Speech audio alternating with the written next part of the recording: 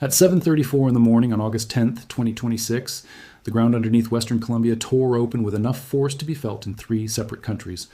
Within hours, the death toll was already climbing past 100, with rescue crews digging through the wreckage of collapsed apartment blocks in Cali, a hospital's pediatric and neonatal ward reduced to rubble, and more than 1,600 buildings damaged across a stretch of the Andes that hadn't seen anything this powerful in decades. The epicenter sat near a small town called San José del Palmar, in the remote mountainous department of Chocó. But the shaking didn't stay local. It rolled through Cali, Colombia's 3rd largest city. It rattled windows in Pereira and Manizales, the heart of the country's coffee-growing region. It reached the capital, Bogotá, nearly 250 kilometers away, and it crossed international borders into Ecuador, Panama, and Venezuela. By the end of the day, Colombia's newly inaugurated president, sworn in only days earlier, had declared a national disaster, and geologists around the world were already digging into exactly what had just happened beneath one of the most tectonically complicated stretches of ground on the planet. We're going to walk through what's actually known about this earthquake right now, starting with the numbers themselves and the discrepancies between different monitoring agencies, because those discrepancies actually tell you something important about the science here. We'll get into this specific geological setup underneath Colombia, a place where 3 tectonic plates and at least one enormous hidden geological feature all collide in a way scientists have openly called mind-boggling. We'll talk about why the depth of this earthquake matters enormously to seismologists, trying to understand what triggered it and why the mechanism behind it is meaningfully different from the kind of earthquake most people picture when they think about subduction zones. We'll look back at the 2 disasters in Colombia's history that this new earthquake is already being compared to. One, an earthquake that devastated this exact coffee-growing region less than 3 decades ago, and the other, a volcanic catastrophe so severe it fundamentally reshaped how the entire world handles natural disaster warnings. And we'll close with the honest, still developing picture of what scientists are watching for next, because an earthquake of this size in this particular location raises questions that don't get answered in a single news cycle. If you want to follow how this story develops over the coming days and weeks, this is exactly the kind of event worth subscribing to stay updated on, because the scientific picture here is still very much being assembled in real time. Let's start with what we actually know about the earthquake itself. The United States Geological Survey measured it at magnitude 7, 4 on the moment magnitude scale, striking at a depth of 107 kilometers, roughly 66 miles beneath the surface. Colombia's own Geological Survey put the magnitude at the same 7, 4, but measured the depth slightly shallower at 96 kilometers. That kind of small discrepancy between international and local monitoring agencies isn't unusual and isn't a sign that either agency got it wrong. It simply reflects the genuine difficulty of pinning down the exact depth of a rupture that occurred deep inside the crust, using seismic wave data recorded from stations scattered at various distances and angles around the event. What both agencies agree on is that this was an intermediate depth earthquake, meaning it happened well below the shallow crust where most damaging earthquakes originate, but not nearly as deep as the truly deep focus events that occur hundreds of kilometers down. The epicenter itself was located about 20 kilometers from San José del Palmar, a small municipality in Chocó, one of Colombia's most rural and historically underdeveloped departments, sitting closer to the Pacific coast than to any major population center. Within the first day, the scale of the human toll became clear, and the numbers kept climbing throughout the day as rescue crews reached areas that had initially been cut off. Colombia's president, Abelardo de la Espriella, who had only taken office the previous Friday, confirmed at least 111 deaths in his first briefing, a number that rose to at least 132 confirmed dead and 570 injured by that evening, according to figures compiled by the Colombian Association of Capital Cities.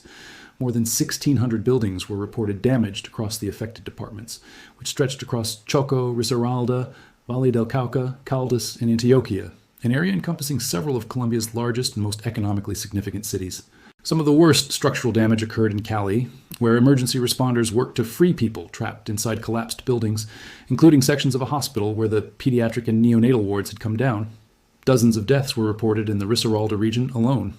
At least 21 aftershocks followed within the first several hours, a sequence that, as we'll get into, is one of the things scientists are watching most closely as the days go on.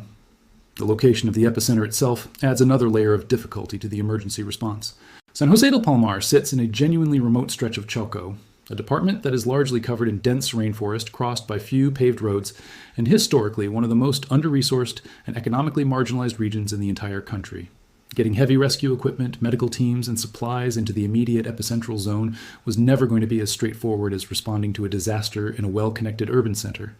And that logistical reality almost certainly means the true scale of damage and casualties in the smaller, more isolated communities closest to the rupture may not be fully known for days, even as the more visible destruction in larger cities like Cali and Pereira dominates the initial headlines. Colombia's government has already deployed soldiers to assist with the response, and the country's newly sworn-in president used his declaration of a national disaster specifically to unlock emergency funding and streamline the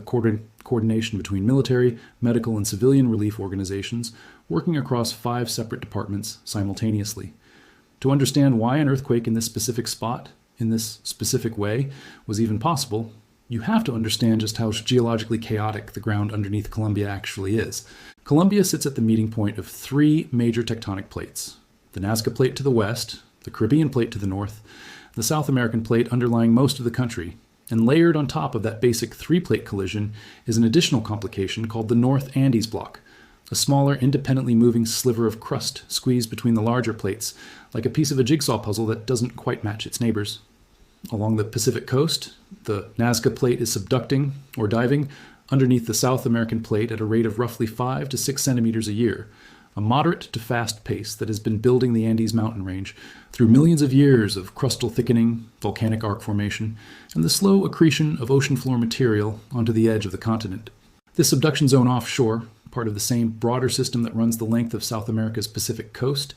is capable of producing genuinely enormous earthquakes. In fact, the largest earthquake ever recorded in this specific region, the 1906 Ecuador-Colombia earthquake, registered at an almost incomprehensible magnitude 8, making it the 6th largest earthquake ever instrumentally recorded anywhere on Earth. That event ruptured a huge stretch of the offshore megathrust, the actual boundary where the Nazca Plate and the South American Plate grind directly against each other, and it generated a devastating Pacific-wide tsunami. It's worth sitting with just how enormous that 1906 comparison really is, because it puts Monday's already devastating 4 magnitude event into a kind of grim perspective. The moment magnitude scale is logarithmic, which means each single whole number increase represents roughly 31 times more energy released, not simply one additional unit of severity. An earthquake measuring 8 doesn't just feel a little stronger than one measuring 7. 4, it releases dramatically more energy, on the order of many dozens of times more than what struck Chocó on Monday. That comparison exists specifically to underline that Colombia's offshore subduction zone remains capable of producing earthquakes on a scale that dwarfs even this week's catastrophe, and it's part of why the country's seismic hazard maps have long identified the Pacific coastline as one of the highest risk zones for a truly historic megathrust event sometime in the future, entirely separate from whatever caused Monday's rupture deep inside the Nazca slab. This new earthquake, however, was not that kind of event, and the distinction matters enormously to the scientists studying it. Speaking to Scientific American in the hours after the quake, independent earthquake scientist Amilcar Carrera Ceballos explained that while it wasn't yet clear exactly which specific fault produced the rupture, what was clear was that it occurred along a strike-slip fault, a type of fault where 2 blocks of crust slide horizontally past each other rather than one thrusting directly over the other. Just as importantly, he pointed out that the earthquake's depth indicated it wasn't caused by the interaction between the 2 major plates at their boundary at all, the way the catastrophic 1906 megathrust event was. Instead, it was caused by stress building up internally inside the Nazca Plate itself as the slab continues its slow, grinding descent into the mantle beneath South America. This is a genuinely important scientific distinction, because it means the fault responsible for Monday's earthquake likely runs either northeast to southwest or northwest to southeast, cutting directly through the body of the downgoing oceanic plate, rather than along the surface where the 2 plates meet. To picture what's actually happening here, imagine the Nazca Plate not as a rigid, perfectly solid sheet of rock sliding smoothly downward, but as a slab under constant, immense internal strain as it bends, stretches, and gets pulled deeper into the earth by gravity while simultaneously being pushed from behind by the ongoing spreading of the ocean floor further out in the Pacific.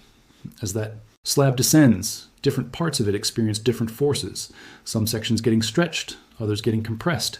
And occasionally, when that internal stress exceeds the strength of the rock itself, part of the slab simply fractures internally, producing exactly the kind of intraslab strike-slip rupture that appears to have caused this earthquake. These intraslab earthquakes tend to occur at intermediate depths, generally somewhere between 70 and 300 kilometers down, which lines up precisely with both the USGS and Colombian Geological Survey depth estimates for this event. they don't typically generate tsunamis because the rupture doesn't involve the kind of large-scale vertical displacement of the seafloor that a shallow megathrust earthquake produces. But they can still be extraordinarily destructive at the surface because a magnitude 7.4 event releases an enormous amount of energy regardless of exactly which fault mechanism produced it, and because the shaking from a deeper earthquake tends to spread out and affect a much wider geographic area than a comparably sized shallow earthquake would, which helps explain why this quake was felt so strongly and so far from its epicenter, in Bogotá, in neighboring Ecuador, Panama, and even Venezuela. There's a genuinely remarkable piece of research into Colombia's tectonics that helps explain why this region produces such a bewildering variety of earthquake types in the first place. And it centers on a feature researchers have named the Caldas tear, using a database of more than 100,000 recorded seismic events combined with tomographic imaging, essentially a technique that uses seismic waves the way a hospital CT scanner uses X-rays to build a three-dimensional picture of what's happening deep underground. Scientists identified a massive gash separating the subducting Nazca Plate to the south from a separate, smaller subducting block called the Panama Plate in the center of the country. One of the researchers behind that work described the Panama Plate almost like a fist, a thick, blunt indenter that is actively colliding with and pushing into Colombia from the west, while the Nazca Plate continues its own separate subduction further south, and the Caribbean Plate subducts at a very shallow angle from the north. The Caldas tear is the boundary where these different subducting slabs meet and interact, and researchers have found its effects are visible even at the surface, in changes to river valley shapes, mineral deposits, and unusual volcanic chemistry along its path. It's not yet clear whether Monday's earthquake occurred directly along this specific tear structure or somewhere else within the broader Nazca slab, but the mere existence of a feature like the Caldas tear illustrates just how segmented and structurally complicated the crust underneath Colombia really is, which is precisely why scientists have described earthquake hazard assessment in this country as genuinely one of the most complex problems in the Western Hemisphere. The human dimension of this disaster carries an especially painful echo of Colombian history, because the region hit hardest. By this earthquake is the same region devastated by one of the country's worst earthquakes in living memory. On January 25, 1999, a magnitude 6. One earthquake struck Colombia's coffee-growing region, an area known locally as the Zona Cafetera, killing 1,185 people and injuring more than 8,500, according to figures from Colombia's National Administrative Department of Statistics. Roughly 921 of those deaths occurred in the city of Armenia alone, where the quake destroyed close to 36,000 homes. That disaster struck almost the exact same mountainous, densely populated corridor now reeling from Monday's earthquake, including the cities of Pereira and Manizales. Carlos Atuesta, a professor at Colombia's National University, spoke to that painful sense of recurrence directly, recalling that he was young when the 1999 tragedy happened, but still remembers it vividly. And now watching it unfold again in the very same coffee axis region felt almost unbearable to witness a second time.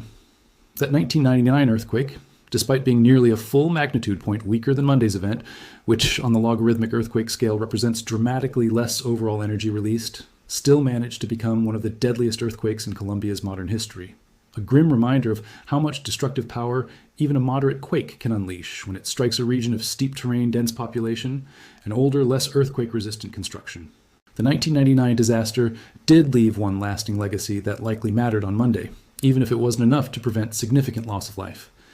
In the aftermath of the Armenia earthquake, Colombia substantially overhauled its seismic building codes and invested heavily in disaster preparedness infrastructure, creating stronger construction standards specifically aimed at protecting the same mountainous, seismically active corridor that had just been devastated. CNN's coverage of Monday's earthquake noted that those post-1999 reforms genuinely improved the country's readiness for major earthquakes, even as this new, considerably more powerful event has clearly overwhelmed parts of that preparation, particularly in older buildings and in the more rural, historically under-resourced areas closer to the epicenter in Chocó. This is a pattern that shows up again and again in earthquake disasters around the world, that the gap between how well a country's newest, best-engineered buildings perform and how poorly its oldest, most under-resourced structures perform during the exact same earthquake often tells you more about inequality and infrastructure investment than it does about the earthquake itself. There's a second historical shadow hanging over this disaster that has less to do with earthquakes directly, and more to do with what earthquakes like this one can potentially set in motion. And it's the reason Colombia's scientific community treats any major seismic event in this region with such intense scrutiny. This same general stretch of the Colombian Andes is home to Nevado del Ruiz, a glacier-capped stratovolcano that produced in 1985 one of the deadliest volcanic disasters of the entire 20th century. After 69 years of dormancy, Nevado del Ruiz erupted on November 13, 1985, and even though the eruption itself was relatively modest in terms of raw explosive output, the heat from that eruption melted a significant portion of the volcano's summit ice cap, unleashing lahars, fast-moving rivers of mud, ice, and volcanic debris that roared down the mountain's flanks at speeds approaching 60 kilometers an hour. Those lahars swept into the town of Armero, more than 50 kilometers away, and destroyed it almost completely, killing an estimated 21,000 of the town's 29,000 residents in a matter of minutes. All told, the disaster killed more than 23,000 people, making it the deadliest single natural disaster in Colombian history and the second deadliest volcanic disaster anywhere in the world during the entire 20th century. What made the tragedy especially devastating in hindsight is that it was largely preventable. Colombian and international volcanologists had submitted warnings to the government describing the volcano's escalating activity and the very real likelihood of an eruption in the months beforehand. But those warnings were mostly ignored, and evacuation orders, when they finally came, arrived too late for the vast majority of Armero's residents. The Armero tragedy fundamentally changed how the world approaches volcanic monitoring and disaster communication. In its aftermath, the United States Geological Survey and the U.S. Agency for International Development jointly created the Volcano Disaster Assistance Program,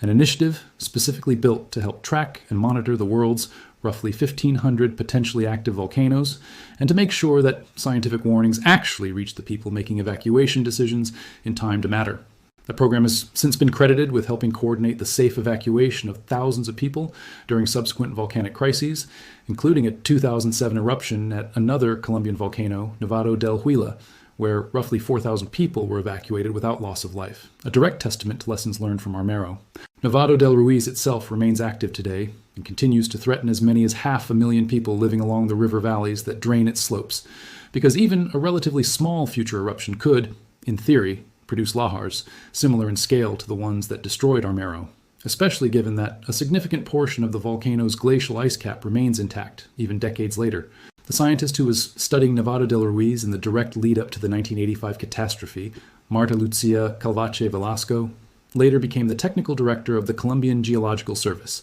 the same institution now responsible for monitoring every active volcano and fault system across the country, including whatever unfolds in the aftermath of Monday's earthquake. Her career, and the broader institutional transformation of Colombian geoscience that followed Armero, stands as a direct reminder that the country's current scientific infrastructure was largely built in response to a tragedy where the warnings existed, but were not acted upon in time. That history shapes how seriously Colombian authorities are likely to treat any hint of unusual activity at Nevado del Ruiz or the country's other active volcanoes in the coming weeks, because the institutional memory of ignored warnings runs extremely deep in Colombian disaster management circles, and nobody currently working in that system wants to be remembered as having repeated that same mistake. So what does any of this have to do with Monday's earthquake specifically? This is genuinely one of the open scientific questions that researchers are watching closely in the days ahead, and it's worth being honest about the current state of uncertainty rather than overstating a connection that hasn't been confirmed. Large earthquakes can, in some documented cases around the world, transfer stress into nearby volcanic systems, potentially altering the pressure conditions inside a volcano's magma chamber or affecting the pathways through which gas and magma move toward the surface, occasionally triggering or accelerating volcanic unrest that might otherwise have unfolded much more slowly, or not at all. Colombia's volcanic arc, which includes Nevado del Ruiz, along with other significant volcanoes like Galeras and Cambal, sits above the same broader subduction system responsible for generating this earthquake, even though this particular rupture occurred within the internal structure of the downgoing Nazca slab, rather than at the shallow interface most directly linked to volcanic arc magma generation. Colombian Geological Service scientists, the same agency responsible for monitoring Nevado del Ruiz on an ongoing basis, will almost certainly be watching that volcano's seismic and gas emission data especially closely in the coming weeks. Not necessarily because there's specific evidence of a new threat, but because the scientific and institutional memory of Armero means nobody in Colombian volcanology is willing to take the possibility lightly a second time. The same heightened attention will likely extend to Galeras, a volcano near the city of Pasto that has a long history of sudden, difficult-to-predict activity, and to any of the smaller, less studied volcanic centers scattered along the same arc, simply because a magnitude 7 for earthquake anywhere in this system is exactly the kind of event that justifies a temporary increase in monitoring resolution across the board, even where no specific unrest has yet been detected. The more immediate scientific concern, though, is the aftershock sequence itself, and this is genuinely one of the more technically interesting aspects of an intraslab earthquake like this one. Aftershock sequences following intraslab ruptures tend to behave somewhat differently from those following shallow crustal earthquakes, generally producing fewer aftershocks overall relative to the main shock's size, but the aftershocks that do occur can still be strong enough to bring down buildings that were structurally weakened but not fully destroyed by the initial shaking.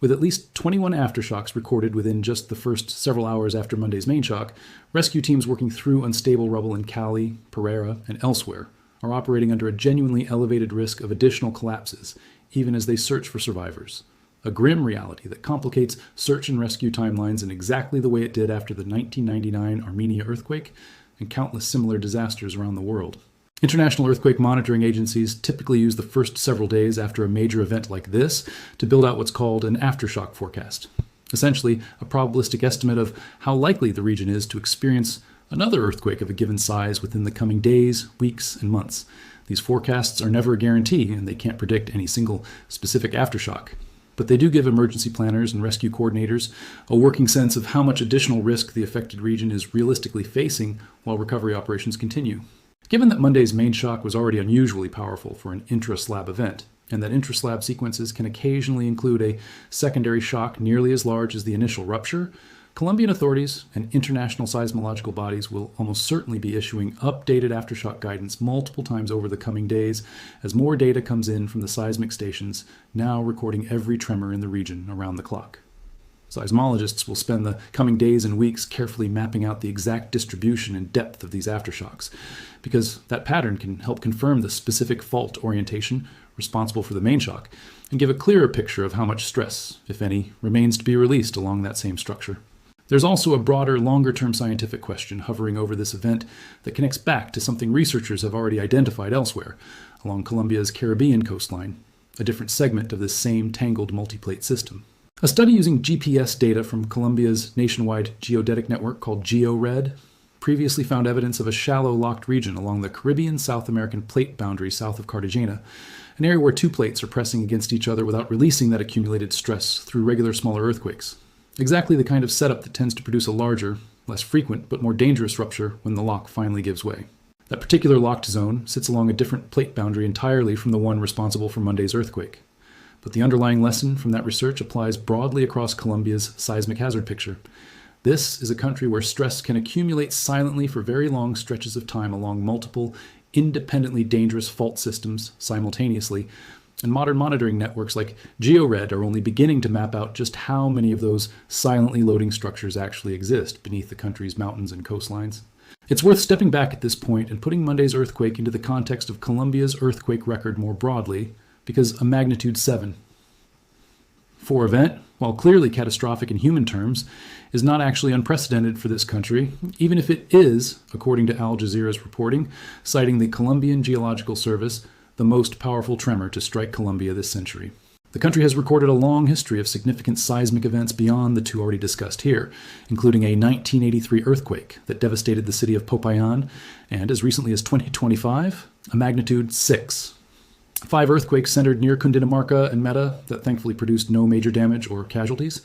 That contrast, a magnitude 6. 5 event doing essentially no harm in 2025, while Monday's 7. 4 has already killed well over 100 people. Illustrates just how dramatically the earthquake magnitude scale's logarithmic nature translates into real-world destructive power, since each additional whole number on that scale represents roughly 31 times more energy released, meaning Monday's earthquake unleashed dramatically more destructive force than last year's event, even though the two magnitudes looked deceptively close on paper. Beyond the raw energy difference, location and depth mattered just as much as magnitude in determining how destructive each of these recent Colombian earthquakes turned out to be.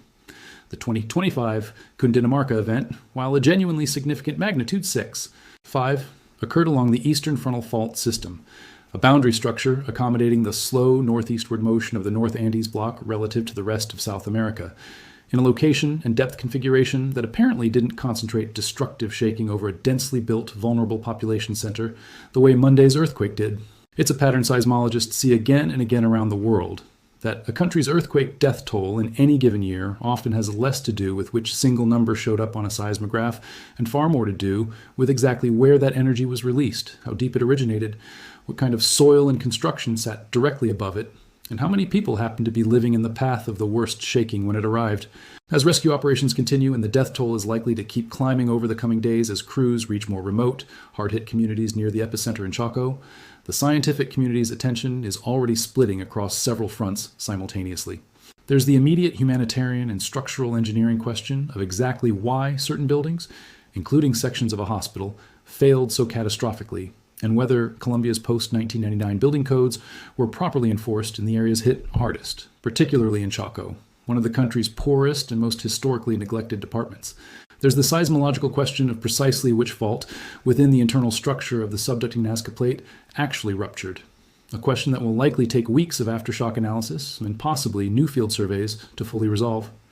There's the volcanic monitoring question hanging quietly in the background. Given Colombia's history with Nevado del Ruiz and the broader unresolved scientific relationship between major earthquakes and volcanic unrest in subduction zone settings. And there's the longer-term hazard mapping question, the same kind of question that's been driving research into features like the Caldas Tear and the locked zones along the Caribbean coast, about just how many more of these silently accumulating stress zones exist beneath a country that sits almost uniquely on Earth, at the collision point of 3 major tectonic plates and at least one significant internal tear within them. None of this diminishes the immediate human tragedy unfolding right now across Chocó, Risaralda, Valle del Cauca, Caldas, and Antioquia,